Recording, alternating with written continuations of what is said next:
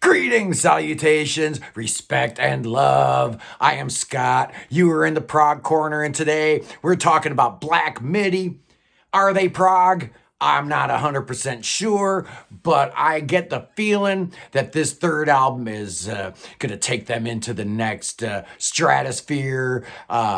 Yeah, I'm thinking that maybe, just maybe, this movement that's going on in South London is the beginning of the fourth wave of prog. We've had three very distinct eras. We had the classic era, from 69 maybe to 80, 81. Then you had the second wave, the neo-prog era, the Marillions and IQs of the world.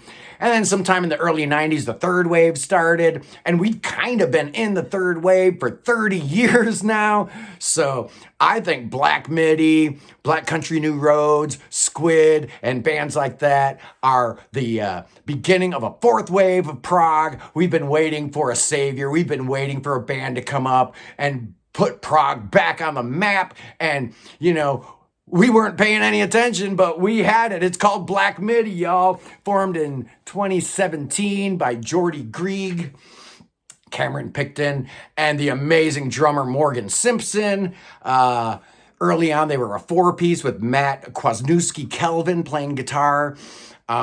He left the band after their first album, and they've been helped out on tour and in session work by Kadi Akanibi, the great saxophone player who brings all that energy on stage, and Seth Evans, whose keyboard playing, particularly his bizarre dissonant piano stuff he's doing, is just so critical to the band. They should just go ahead and make him a full-fledged member, I think.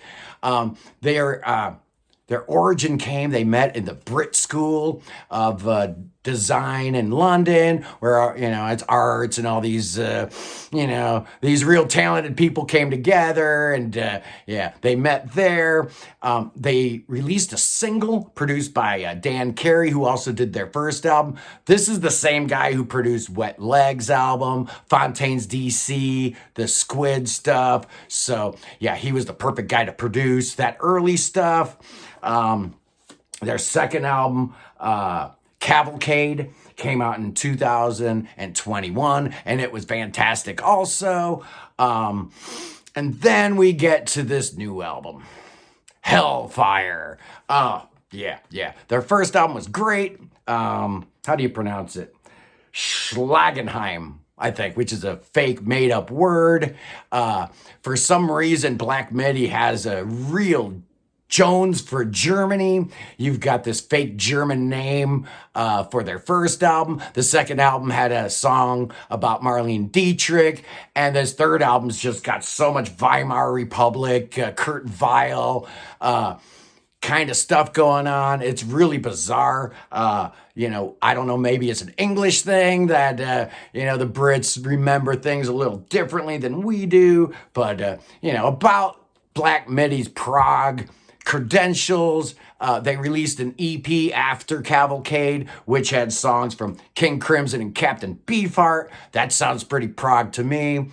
They had an early cassette tape with Damo Suzuki from Cannes, another German connection, and that's pretty prog to me. I find them to be extremely progressive. This is a fabulous album that Slant Magazine said it's a concept album ripe for repeat listens. It engages in rock's great history while simultaneously taking it in a new imaginative direction. Yeah, that sounds about right. The line of Best Fit said about this album, they sound miraculously and hideously new, proving their aversion to any mindless repetition.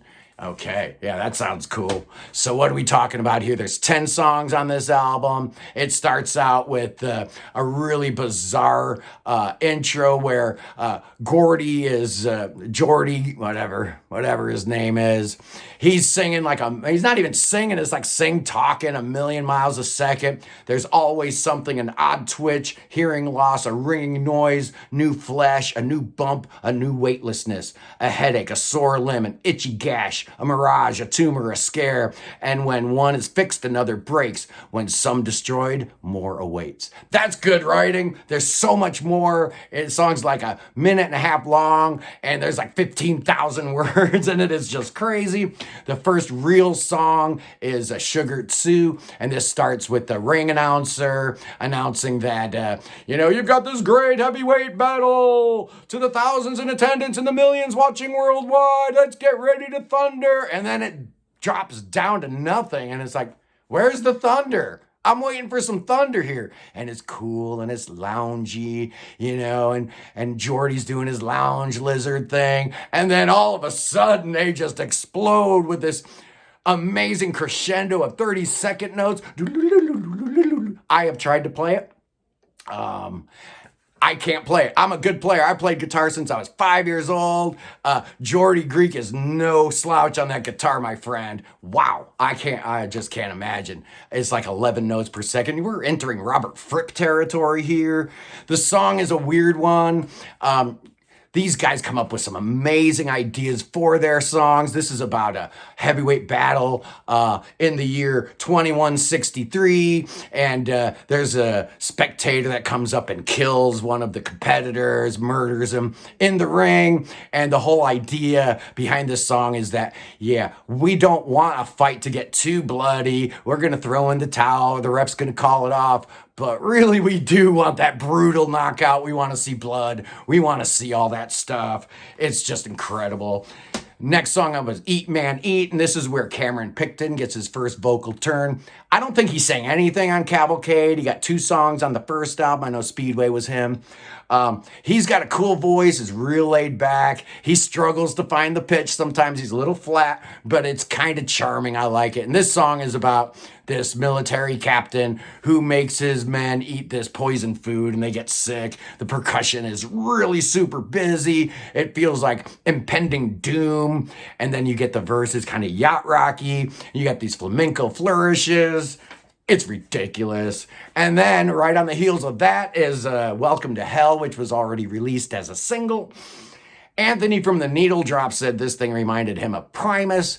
I'm actually hearing more XTC, Cardiacs, and this is where we gotta mention this subgenre called Zolo that includes like Gentle Giant, XTC, all the quirky, weird stuff. If you can't figure out Black Midi, then maybe you need to look up Zolo and see what that's all about. But he's just, Jordy's just going crazy on this song. It's amazing. I really like it a lot. The next up is probably my biggest issue with this album. It's the song Still. Starts out with the gentle finger picked acoustic guitar and pedal steel, and then you get some saxophone in there, and it's sounding good. It's sounding real pleasant. A nice little respite from the absolute insanity that preceded it. But then it just goes into like sleepy mode. The second half of the song is just a giant nothing burger.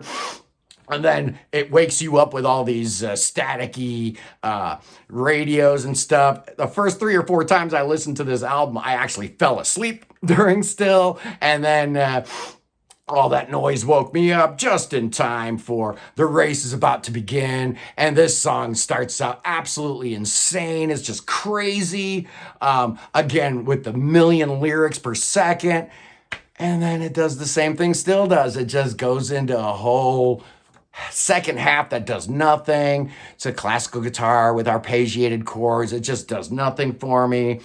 This is another song that really just reminds me of the that Weimar Republic, that old interwar period in Germany. It's like a carnival barker in Berlin in 1934. It's really weird. Next up is Dangerous Liaisons, and this is kind of the sneaky, coolest song on the album. It's about a farmhand who gets hired to murder somebody. And this one kind of makes me think of late 50s, early 60s bossa nova, but unlike the 2 songs that preceded it, this one kind of gets better and better as it goes along. And then you get to the penultimate track, The Defense. This kind of reminds me a little bit of Jethro Tull's Wind Up. It does sound like a conclusion. Jordy's using all those affected vocals again. It's really weird. He's talking about a brothel is a business, no different than a bank, as safe and as formal and sanitary. He's talking about Christians being on their knees and getting closer to God. I don't really understand, but it's awesome.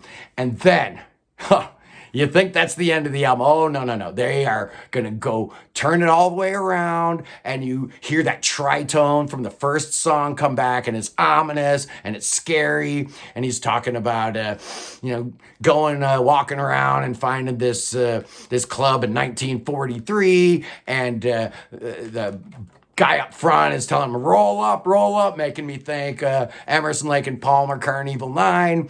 And then it just gets crazy. And then Freddie Frost, who's another character they bring on to the stage. And this guy has his coffin on stage. And they show a little memorial film of his life.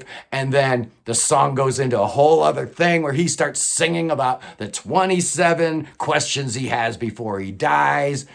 He doesn't actually ask 27, is more like 20, but he asks stuff like, will the sun burn out? Will my corpse grow a beard? Do nuns fornicate? Do scientists pray? And then I guess Freddie dies. And the last lyrics on this whole thing, after it gets back into that crazy, weird, tritone, scary, massive cacophony of sound, we laughed all the way home.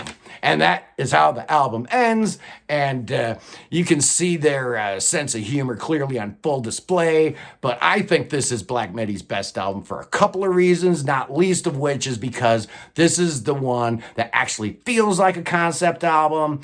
It's not. I mean, each song is a standalone track, but you've got some themes that recur. You've got some ideas that, the idea of heaven and hell and of evil, it's just an amazing journey. Is Black Midi Prog? Well, I think they are. Absolutely. Right now on Prog Archives, they sit atop the 2022 poll. I'm having a hard time disagreeing with that, but I do think that the soft second halves of two songs on this album robs it of a perfect score. So what am I going to give it? Yeah, I think I just gave it away. I'm giving this bad boy 4.5 headphones. I love it. Black Midi is most certainly prog rock. They have the seal of approval from Bill Bruford, who has personally put his stamp of approval on Morgan Simpson and his amazing drumming. It's just an incredible band. If you guys haven't checked them out, definitely this is the album to get into them from. All three of them are great, but this is their best. It's not even close. Anyway, I told you guys I was going to do a little something different next week, and I am. We are starting the 100 greatest prog bands of all time. This is going to be a lot of fun. I'm working on it right now, working on the details, but next week's going to be epic, so stick around. I may do something tomorrow. Maybe I'm going to do the best singles of 1970. I miss doing those, so we'll see. Anyway, it's a rainy day in Ohio, but I hope you guys are having a great one and keeping a smile on your face. Behave yourselves. Peace.